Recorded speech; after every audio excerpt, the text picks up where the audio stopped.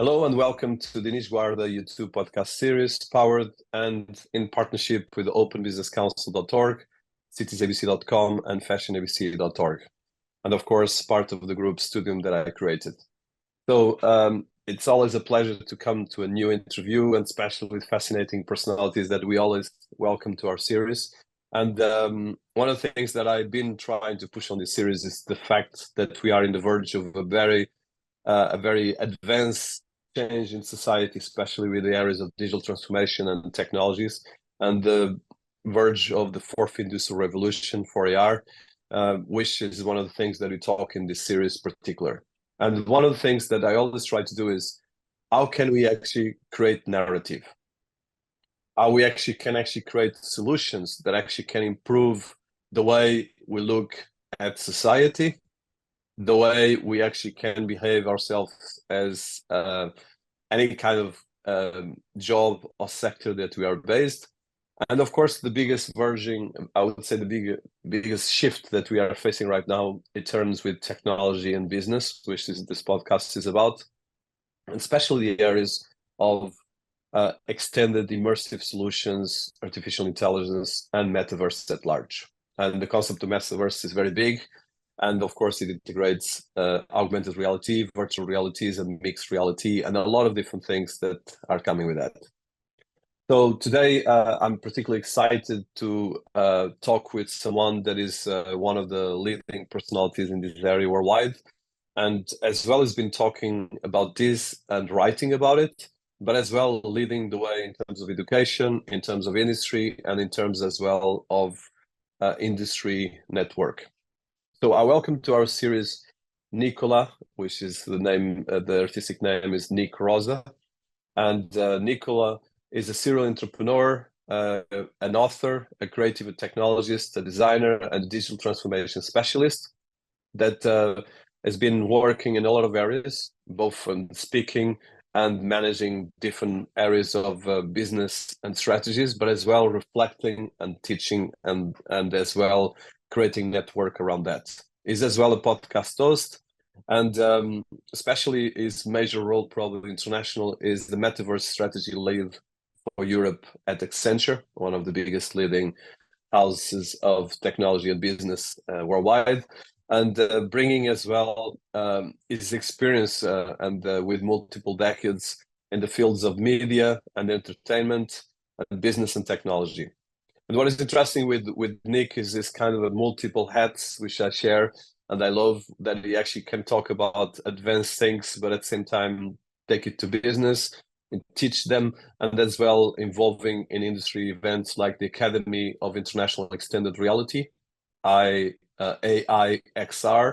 a non-for-profit entity that produced the annual VR Awards, where he's a director.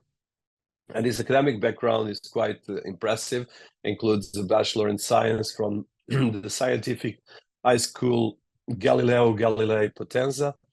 He also received a degree in Communication Media Studies from Sapienza University of Rome, and is a certified design thinking practitioner from IBM and Java expert from Sun Microsystems. And in terms of the work of Nick, I think I would say that especially, of course, the high-profile part is that he worked with the big organizations and has been advising the likes of Virgin Radio, Italy, SPA, Mobile Interactive Group, the Net Mobile UK, and Digitas LBI, to name a few. And his present role of Accenture, which you're going to be talking, is the Metaverse Strategy Lead for Europe and Growth Markets in the Metaverse Continuum Business Group, which is something that I'm particularly interested to talk, and I think especially for people listening to us. And he has well been working in creating global strategy frameworks and go-to-market approach to guide and support clients and partners with want to leverage opportunities offered by virtual worlds, and as well how we can actually look at concepts like digital identities, digital twins, cryptocurrencies, NFTs, interoperability, and persistence. As an author, in October 2022, Nick Rosa presented his first book, Understanding the Metaverse, a business and ethical guide, which is a book that I've been highlighting previously, which was published by Wiley. And the book delivers a thorough and quite 360 overview of the exploration of the metaverse, including how it works, is current uses and discussions of potential possibilities, and a lot of areas around this. And just as a kind of probably a summary, because there's a lot of things here to highlight, is as well, it's been contributing with brands like Atari, Google, Spotify, and Yahoo as a writer collaborator. And I think some of the things that they have here is that he's been among some of the projects his company successful deliver is an app for the Pope election of 2013. That's quite an impressive.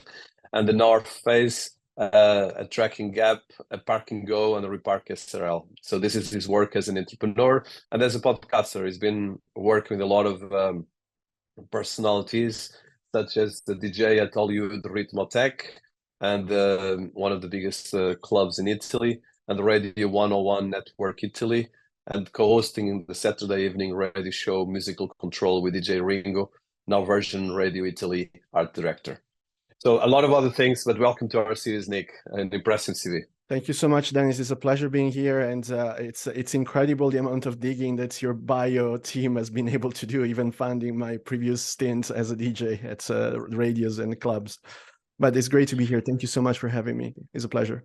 No, my pleasure. And I think this is the wonderful about people like you, is that there's a lot of layers that bring to the table, and I think that's the wonderful as well of any career, is that all this experience and wealth of experience make someone shine in one particular area, but there's a lot of things that work on this. And being Italian, of course, I love Italy, and you have a bit of Leonardo da Vinci. Probably let's start with that. So about your education, how did you start your career?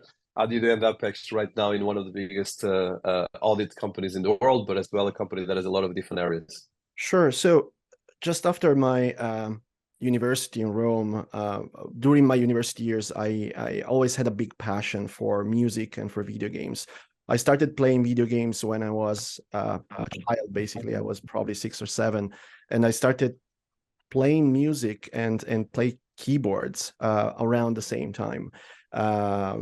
So the two passions went in parallel, and you know that when you are a teenager, you're driven by passions. And funny enough, at that time I was reading a magazine that was called The Gaze Machine, and it's still called The Gaze Machine. It's still going on in Italy. And at the time it was the most important video game and digital entertainment magazine in the country.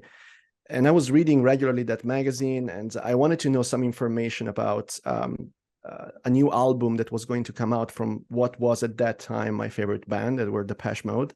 I called them and I said, do you have any information about this new album that is about to come out? And they told me, unfortunately, we don't have any news from the record label, but try to call me back in about a week, said the editor at the newspaper, at the magazine, and I will let you know if I can dig out something for you. In the meantime, during that week, and we're talking about the dawn of the internet. I'm talking about 56 kilobit per second, the US robotics modem. I connected to the internet, and I started surfing on websites and forums in order to find some information about this new album that was going to be announced. So the artwork and some snippet from the audio of the album and stuff like that. And I found a lot of information, a lot of material. And when I called back again, the editor told me, unfortunately, the record label cannot tell us anything. Everything is secret.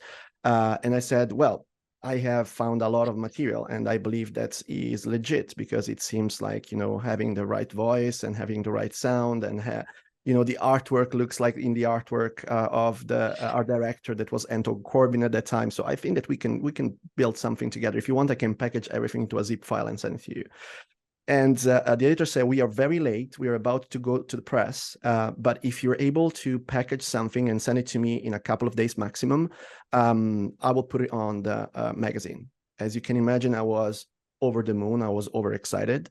And at the time, I was 19. I literally just started my university. I started software engineering at the time. Because I was passionate about software, and my father is an engineer, and my brother is an engineer, of course, running the family. And yeah, I spent the next 2 days rewriting, I don't know how many version of the copy of that article. And in the end, it got published. And the emotion that I've got and the feeling that I've got when I open the freshly pressed magazine and look at the article and found my name at the bottom was immense, as you can imagine. And at that time, I decided, okay, I want to be a journalist. So I quit software engineering and I moved to media studies, media science, and I never stopped from there. I kept writing for the same magazine for the subsequent 5 years, more or less, and I moved to Milan to work for that magazine.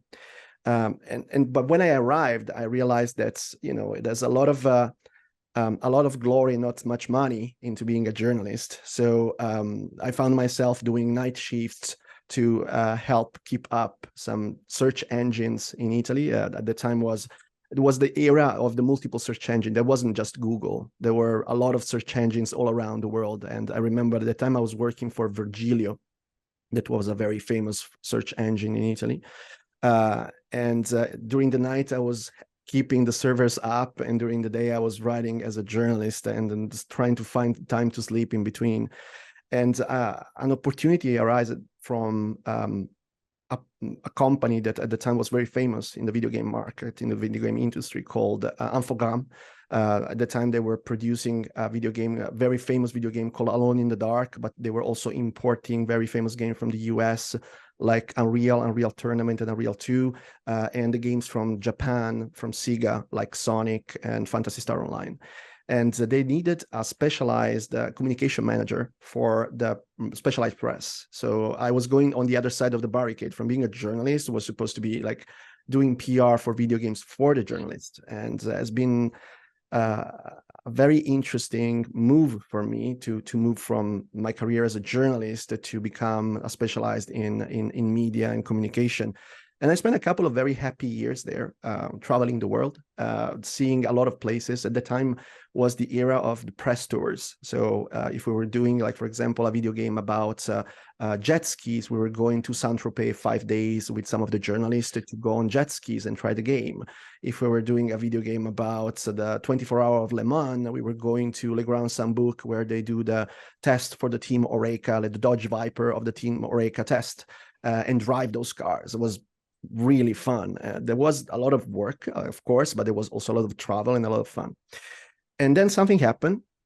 Now I'm going to reveal my real age. 9/11 happened, and obviously all the budgets for marketing have been cut, and I wasn't having fun anymore. And as you probably may have noticed by my very polyhedric curriculum, my curriculum is made of things that drive my passions. And I decided, you know what, I think that this is not good for me anymore, because the company wasn't allowing me to travel anymore. And all the video games that they were producing were not hardcore games anymore. They were producing stuff for families like the Smurfs and Lucky Luke. So I decided to get a very good redundancy package. And I started exploring my passion for music.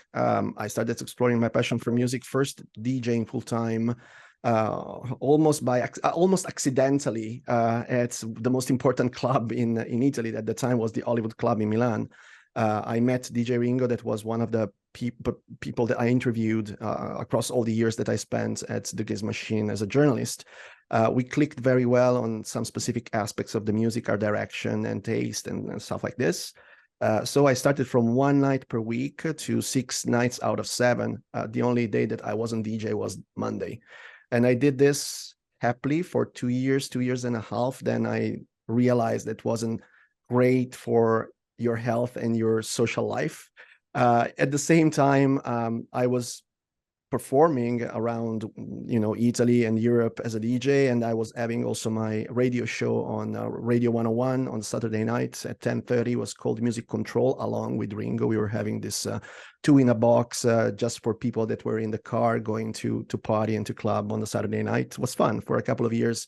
Has been great. But then I decided I want to go back on a day job. But I never stopped DJing, and I still have a radio show on Ibiza Global Radio right now that goes on the second Sunday of every month at 5 p.m. UK time on Ibiza Global Radio, and it's called Sunday State.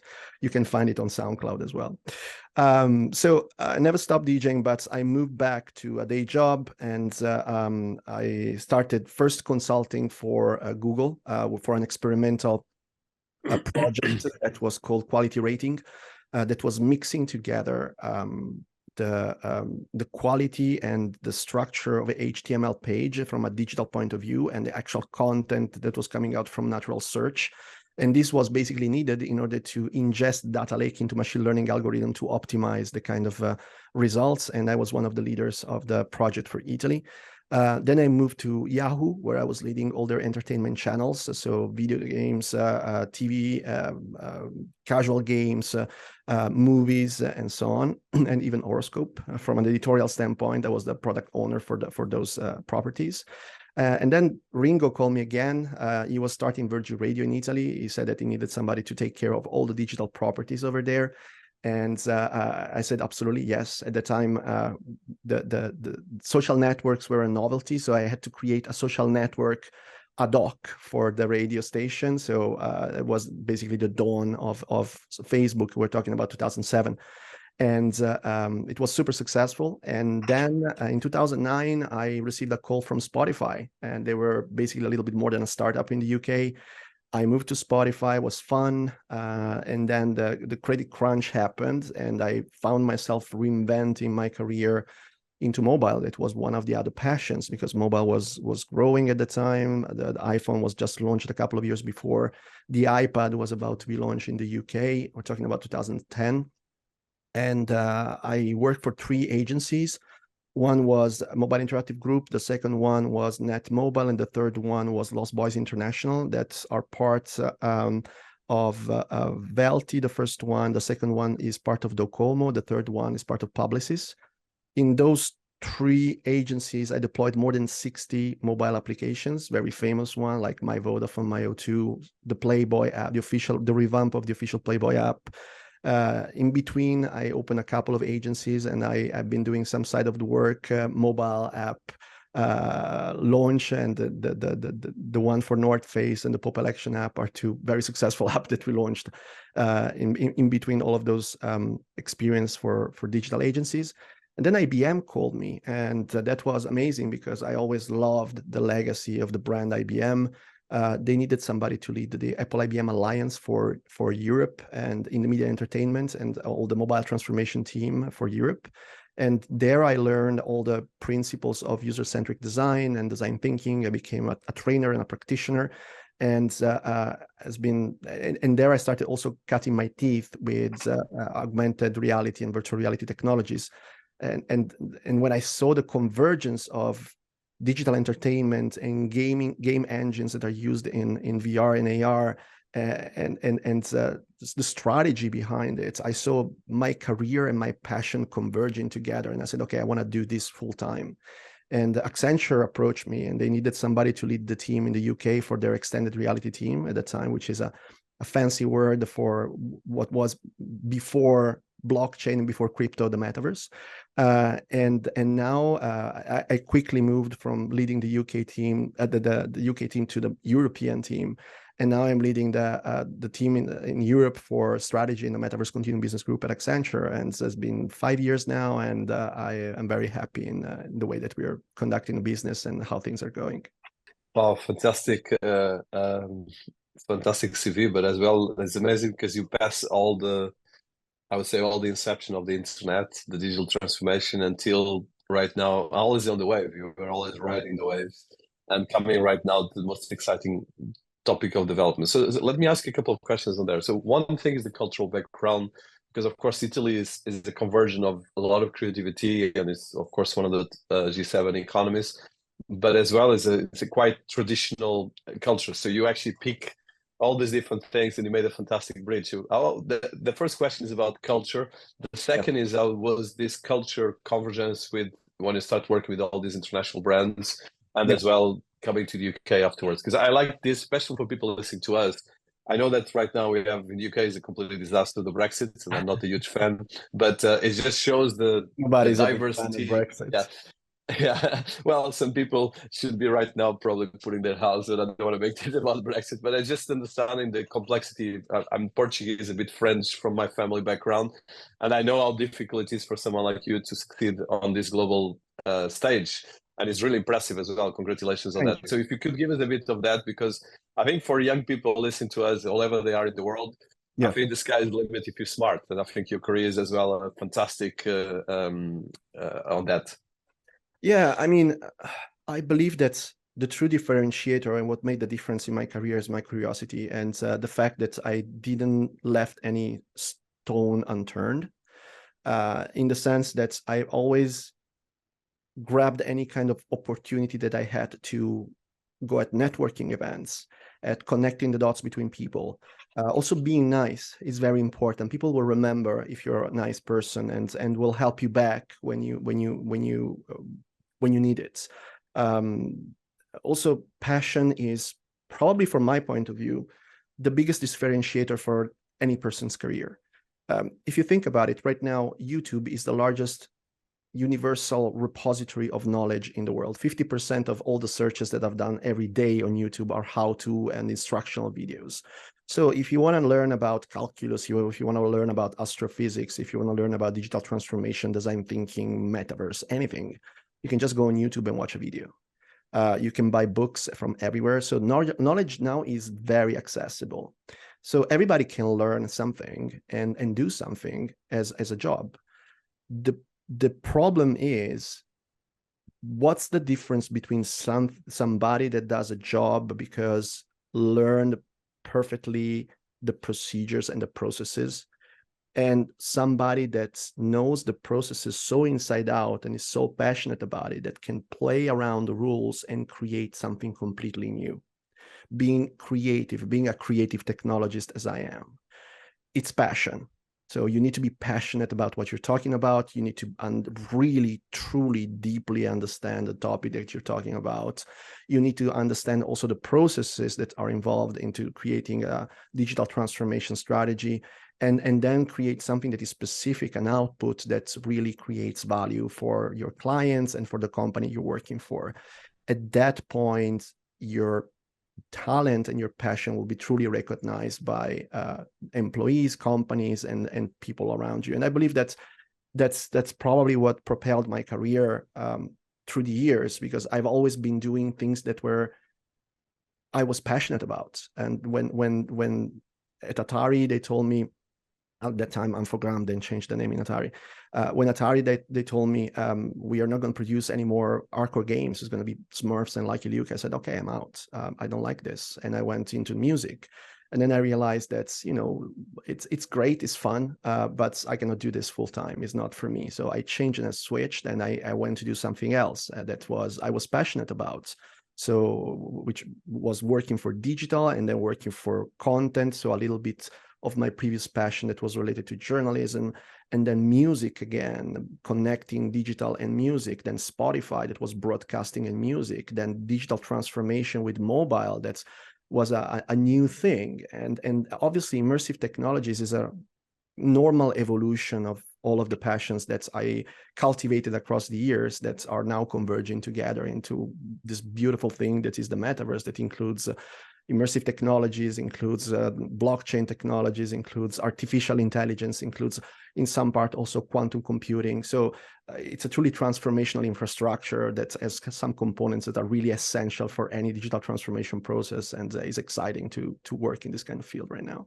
Well, fantastic and inspiring. Thank you so much. And I think for people listening to us, please record this time, because it's about this passion, but as well, like you said, being kind and dedicated and create value, which is you just summarized. But as well, there's so much opportunities. And I think what you just mentioned is that your passion and your drive made you a global expert, but as well, you are influencing people, countries, from Vatican to a lot of other things, which is quite impressive. But as well is this drive, and that's what I try to highlight is, and kudos to you, and congratulations as well. So let's look at from this bridge. So you work with some of the most iconic brands in the world, but you as well made all these bridges, like I said, pre-internet, internet, digital transformation, mobile, and metaverse. So very few people can have that, and especially in major brands. So you did it, and but as well, you were as well entrepreneur. So Tell us a bit how was this journey, and I don't know, some highlights that you want to share with our audience, because I think that's always the pearls that come out of an experience like yours. It was quite natural because, look, Dennis, I come from a family of engineers. A lot of people in my family are engineers, so logic and understanding how things work have been part of my life since I was a child. I remember my father showing me a dam when I was probably 4 or 5 and explaining to me the principle of a turbine that was creating electricity, and I was 4 or 5. So that's the kind of environment I grew up in. So that's the kind of mentality that permeated my family. And my brother also is a mechanical engineer and is creating, fun enough, wind turbines for clean energy. So being able to understand the power of tools that are available right now for humanity is essential to be able to navigate all those different eras: pre-internet, primordial internet, broadband internet, mobile, and now what is going to be the metaverse. And understand that they're not going to replace anything, but they're going to augment our life and the way that we work. And the sooner we realize that they're not enemies, but they're potential tool to supersize and augment and boost the productivity, the opportunities, and everything that we do and everything that we want to organize, it's going to be an eye-opener moment, right? You know, you're going to understand that the opportunities are endless. So it's important to do it, of course, with enthusiasm, but also it's important to do it knowing that those things can be dangerous in some way and take over your life, or eventually using them in the right way and in an ethical way is also very important. And that's why also I wrote the book that you so kindly reviewed in one of your videos, Understanding the Metaverse, a Business and Ethical Guide. Every technology that we invented in the last, I don't know, 200, 300 years created dramatic changes in our society,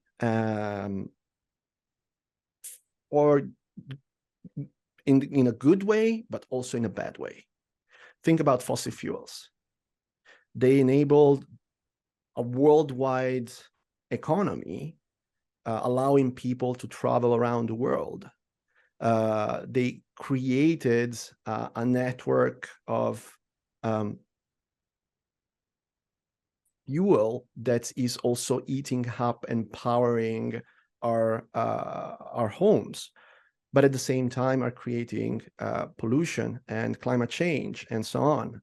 Social networks. We've been able to find people that we lost many years ago.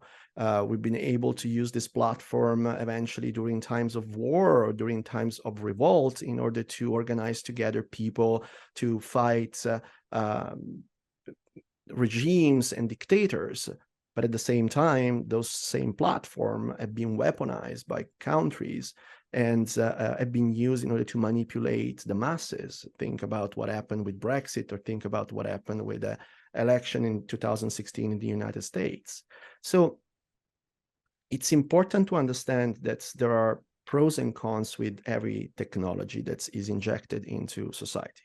The problem is that in the last 300 years, governments and legislation have been always reactive when those technologies were being used in a bad way, or realized that some of the outcome and outputs of those technologies and new processes could be dangerous for society and humanity. It's important to stop playing with emerging technologies like children, unaware of the potential dangers and just having fun. It's important to grow up and look at those technologies in a more critical way and understand that maybe it's important to put some boundaries about the use of those technologies, boundaries for the potential dangers that we are aware right now. Obviously, there are some use cases that we may not be aware that will arise into the future, but I know, spending few hours just thinking about this and making this an important, relevant topic for local governments and not for the private companies that are operating in the business. Obviously, those local companies, the companies are for profit, but we need to think about the res publica, the republic, right? La cosa pubblica, as we say in Italian, the thing of everybody. It's important to think about the wellness of our society. So I think that the ethical aspect of these technologies should be evaluated before designing the blueprint and the foundation of an infrastructure like the metaverse that is going to be the future of how people will communicate, will interact, will play, and will work. Yeah, that's a lot of pearls of wisdom there, but there's as well a lot of challenges. So let's look at, for instance, you're Italian, and let's make a parallel, for instance, with the Italian Renaissance. So if you look at the Italian Renaissance, there was the discovery mostly of, it was actually coincided with the invention of paper. It was during the same time. There was even the painting, Leonardo da Vinci inventions, and a lot of different things made a big change in the invention of finance, because the finance as we have it was actually invented at the time by the Medicis and by the bank, the other bank, I always forget the name, the small city that you have, where it was the first bank, at least conventional bank as we have it at the moment. So since, and then you touch a lot of different things. So I will make a bit of historical, let's say the history of the last 500 years of humanity. And if you look at, it starts with the Italian Renaissance, but then we have the fourth industrial revolutions where we are right now. It had 3 revolutions previously. And it starts with that one and then it goes. And like you said, these revolutions, if you look at the history of humanity and if you look at Sapiens and books like that, we're talking about 40,000 years of Sapiens as a species. In the last 500 years, we changed more than in the last 30,000 years. But in the last, especially with this revolution, we're going through the fourth industrial revolution. If you look at this from a concept perspective, and you touch a lot of these things, the velocity is the biggest element here. And you as well touch a very important thing, the res publica, from the Italian, from the Latin, that is the thing, the public, that we become republic.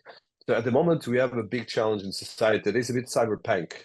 So we have a Blade Runner narrative of the world that is already happening, which we have major corporations take over the world economy and having technology more advanced than countries, and in some cases more cash flow than countries. And you are working for some of these organizations, but as well, we have to consider how we make these bridges. You touched the importance of ethics and the importance as well of a narrative. So as an expert in the industry, how can we make this work? Because at the moment, it is very fragmented. Is that we have, for instance, I work with a lot of governments like you do. And one of the things I do is a lot of my work is trying just to translate what these technologies are about to them. And part of this podcast is about that as well, because most of the people listening to us, I think we're going very technical, but it's a big thing right now. So how can we look at narrative first, vision, and then ethics? Because that's a big thing, not getting out of the res publica that you mentioned. I believe that it's important to avoid being a Cassandra when it comes to these kind of topics. For sure, there is a danger in using and misusing those technologies for nefarious goals.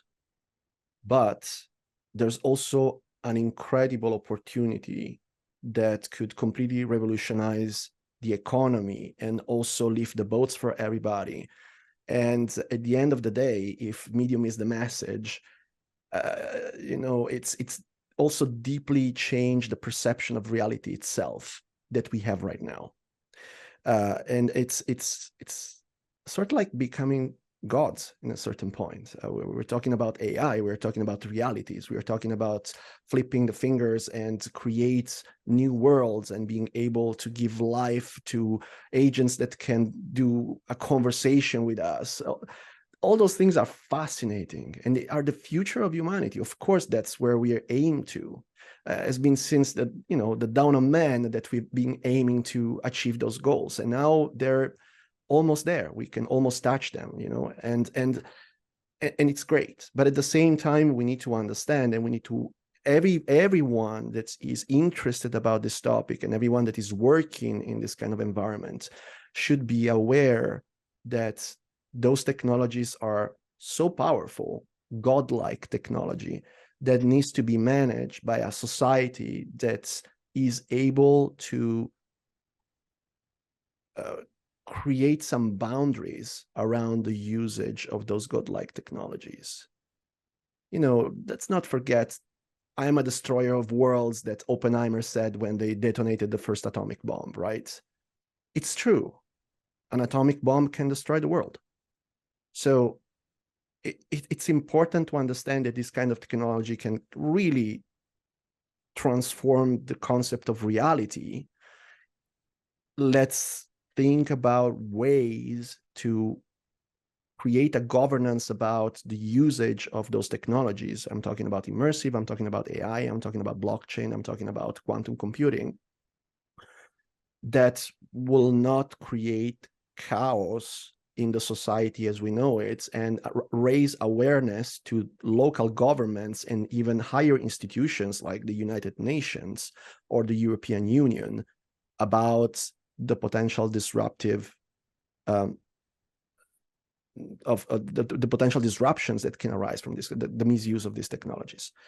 The way that we can do it is talk about it, open forums, make our voice heard. And that's why I wrote this book. This book is hugely positive and hyper enthusiastic about the potential of the metaverse.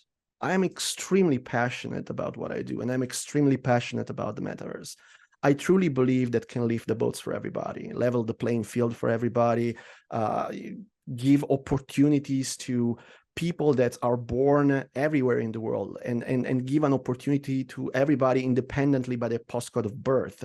We are in an era, the first time ever in the history of humanity, where people can make money independently by their postcode of birth, thanks to these kind of technologies. There are children that are buying houses and cars to their parents, selling items on Roblox. Let's not forget about it, right?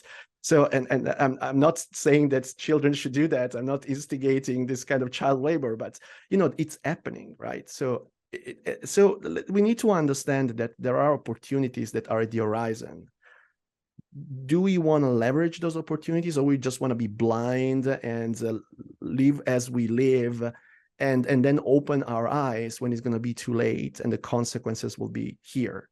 Let's not forget that the European Union created a landmark piece of legislation, I think it was about a year ago, that is now sanctioning social networks for spreading false information, misinformation about products and propaganda.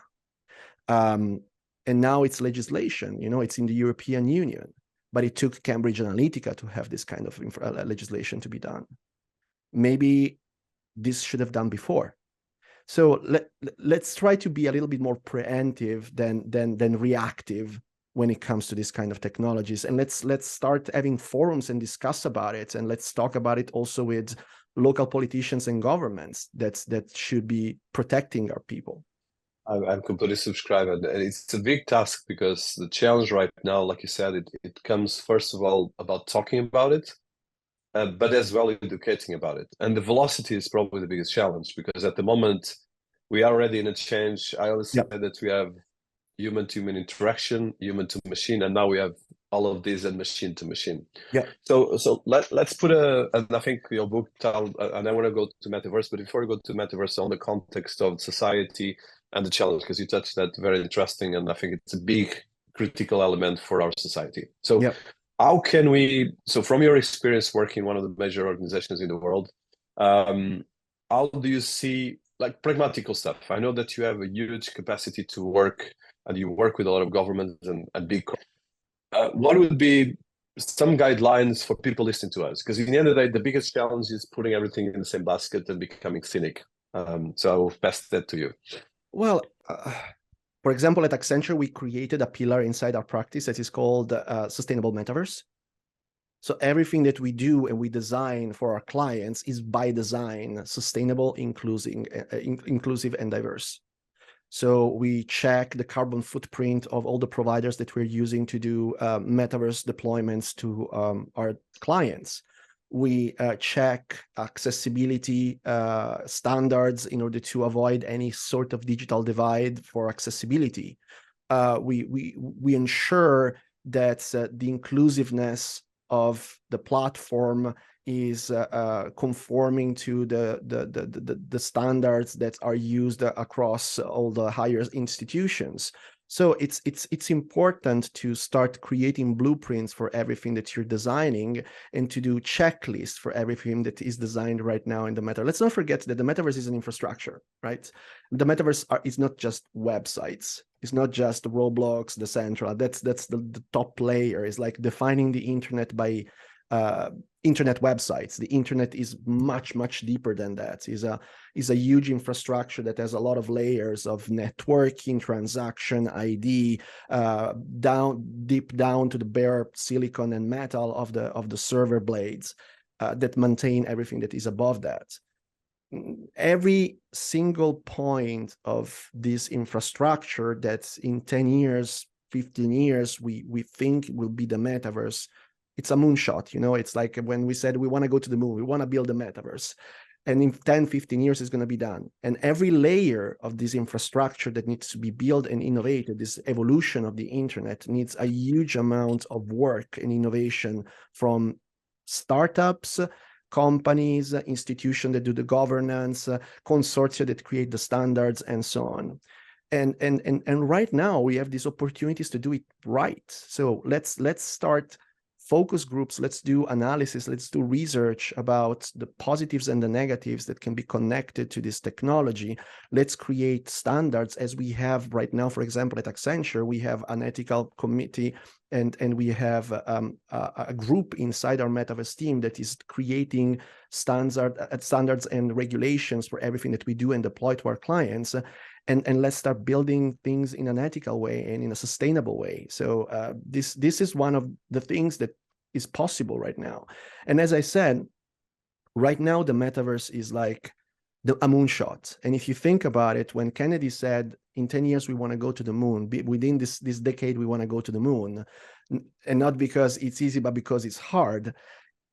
Every single piece of the puzzle that was needed to go to the moon required to be invented. So new materials have been invented. And nowadays, those materials are used for construction, for automotive, for any kind of industry, for medical systems and stuff like this. The celestial navigation, now used in GPS tracking in order to track all the different items and supply chain are across the world, essential for our now modern day of living. And this has been invented during those days in order to allow people to go to the moon. Microchips have been invented in order to allow computers to be miniaturized and go into a little lamb that was going to land on the moon. And now microchips are basically powering all our digital lives. Those inventions that have been created to achieve that moonshot that was going to the moon now are literally part of all our life, in every aspect of our life.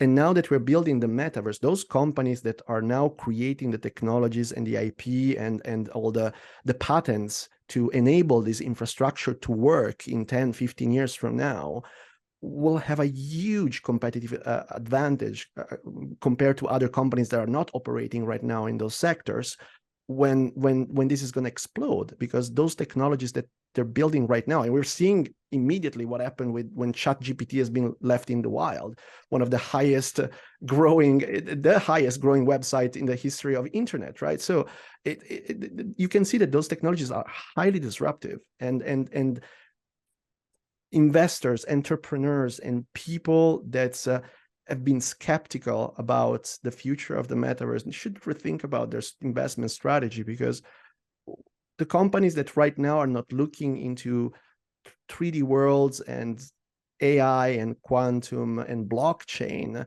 will be the blockbuster and the Kodak of the future. Those are the essential elements of any digital transformation and innovation program in the world, for any sector, for any industry, for any company. So investing and looking forward to those kind of technologies, and it's a wise thing for anybody that wants to invest some money or wants to open a company or wants to do something meaningful for the humanity and for the business. Thank you so much, and I think you put it brilliantly. So the challenge right now is that we can actually put all this narrative together, Yep. and how we can actually move forward. So let's look at your book and as well the work you're doing. So you touched Yeah. part of that, but so for people listening to us, so let's look at your definition of metaverse to start. Well, definition of metaverse is a highly interconnected and a hyperscaled multi-user network of 3D worlds where people will be able to play, work, entertain themselves, connect with people, transact, and move seamlessly from one 3D world to another, exactly like we do right now, moving from a website to another through our browser in a seamless way, bringing with them their own identity, their own currency, and so on. And being able also to get digital assets and digital information to bleed into the real world, which probably is one of the most fascinating aspects of the metaverse, this interconnectivity between this ecosystem of digital worlds that are completely fictional and digital asset that will bleed and augment our real world. As I said before, if the medium is the message, at the end of the day, as mobile phones change the way that we connect and interact with people, extended reality and metaverse technologies will change completely the way that we think and we perceive the reality around us. Digital or real is the different kind of shades will make no sense in the future. Everything will be reality for us. If it's going to be digital reality or if it's going to be real reality, the boundaries will blur more and more and more with time. So from this definition that you just mentioned, so there's a component of the real, the virtual, and the immersive. And this is actually is not different for us. If you look at history of religion, the history of arts and different things, of course, this touches a lot of different, even the way we perceive, for instance, if you look at Renaissance again in Italy, with Leonardo da Vinci, with the chiaroscuro, or with the perspective and so forth. But I think the point right now is that this is actually, we can pass an entire day in front of devices like what you do right now. But like you said, you can right now create new worlds where we interact. And I think especially for our age group, I think you and me are an exception, but most of the people right now, so if you look at children, they are already in Roblox. Like you mentioned before, we talk about 500 million children every day and probably 1 billion people per day if you look at the multiple platforms live. So how can we look at this? Because let's say there's over 1 billion people that are interacting with this, and another 7 billion people that are a bit lost on this, or 6. Well, if you think about it, Roblox right now has 53 million unique users per day.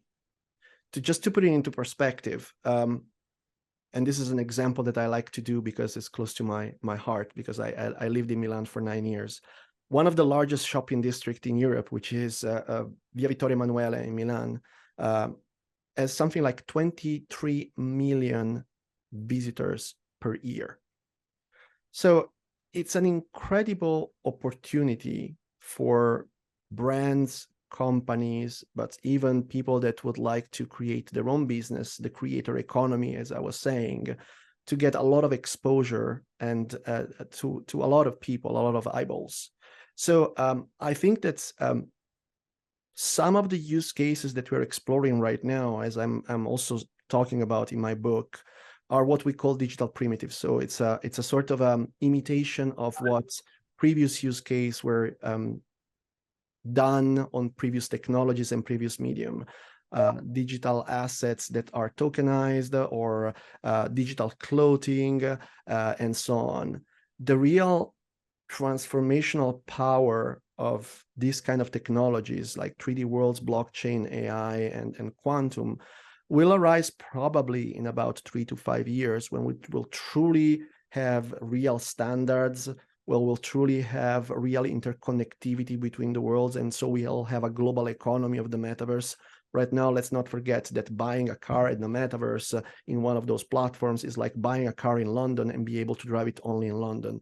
You cannot really go somewhere else, to France or to Scotland or to Portugal, for example. You can only stay in London. When the global economy of the metaverse and the standards for interconnectivity will be made, there will be an explosion of business. And right now, I mean, it's already pretty valuable in terms of amount of money that these platforms can generate. And also the impact of all the companies that are working in the metaverse business, providing services like, for example, Accenture, is pretty huge at the moment. So the opportunity is big. The way that we need to see this technology is as an evolving, emerging infrastructure. Many people don't realize that the real value of the metaverse right now is not in the metaverse per se, because the metaverse is not done. It's like seeing the real value in going to the moon when people didn't go to the moon yet. So it's important to understand that the real value of going to the moon is because we did a lot of research, we learned a lot of things, it changed our life, we invented a lot of technologies that changed our life and changed our life for the better. Right now, we are, and what we are doing at Accenture, for example, is to provide consulting services to our clients, not just putting use cases in front of the client directly saying, okay, you have to build your bank branch in the metaverse. Doesn't make any sense. Does it provide any value? No.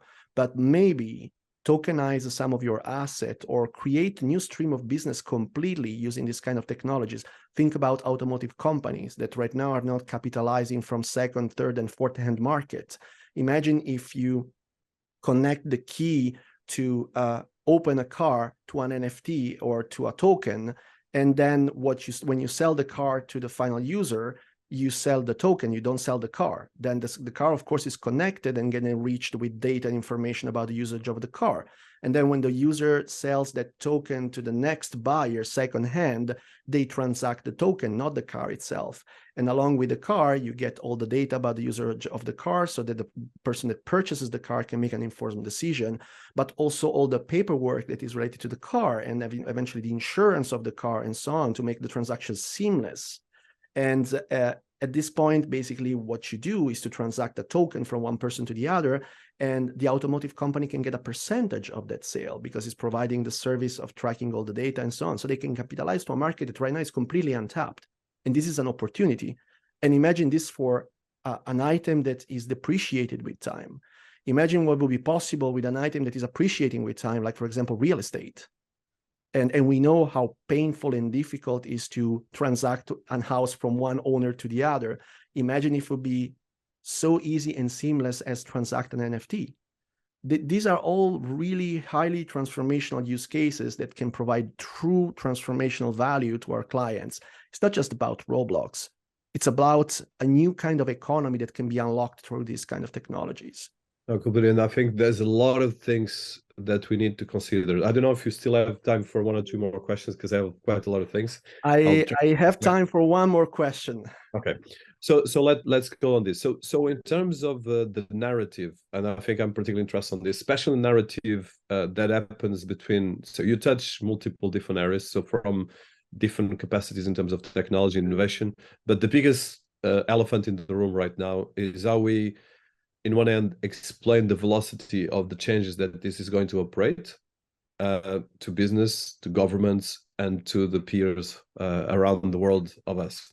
And that, in one end, as well, is how we build a narrative where this technology, like you said, can be used to create real innovation and the economy without making, because like you mentioned before, probably the biggest risk right now is that, like, the atomic bomb created a lot of very radical stuff. At the moment, there's no doubt that especially spatial computing and AI mixed with metaverse is not going to make humanity the way we used to be. And in the end of the day, right now, the AI chatbot already created another way where actually machines, even without being sentient, they are sentient, purely from language perspective intelligence. So how we can actually explain this, where most of the universities have zero digital transformation capacity, zero digital information. For instance, if you look at any university in the UK, and I can challenge any person listening to us, and I've been at teaching universities myself, and you are as well teaching, is the challenge is that they don't even have an understanding about the implications of AI, and especially any student right now can create. But if you're looking at the metaverse, the radicalization is 10 times further. So I want to touch this because I know there is a big question, but if you could, as well, some ideas that you touch, but wrapping up on this. The problem with our political class is grave in many countries in the world. There's been a radicalization in the way that people are thinking about politics. thanks to the polarization that came from social networks. Of course, you want to have an echo chamber of your thoughts when you scroll on your feed on Facebook or Instagram and stuff like this. If you see some ideas that are coming from the other side, you close the app or you block the feed, and you don't want to, it's not entertaining for you, right? It's important to establish a dialogue across different voices, and it's important to be more moderate in the way that we judge and we think about the people that are not in the same political view as we are. And I'm guilty as charged. You know, I'm liberal. I've always been left-winged. But obviously, I understand that there's a need of understanding when it comes to people that are more conservative, and there's a need of understanding when it comes to being able to elect a political class that will be more balanced and moderate and have at heart the best interest for population, which is not what usually happens recently. There's a lot of spectacularization of the political messages right now. They're using an enemy. Sometimes are the immigrants, sometimes are a particular political class, sometimes are a particular nation in order to be elected, some politicians. We should point less fingers at enemies and start talking more about how we can make friends, and understand that education and art in general are a value for people. There are governments, like for example in Italy, that are defunding art and are defunding the public schools.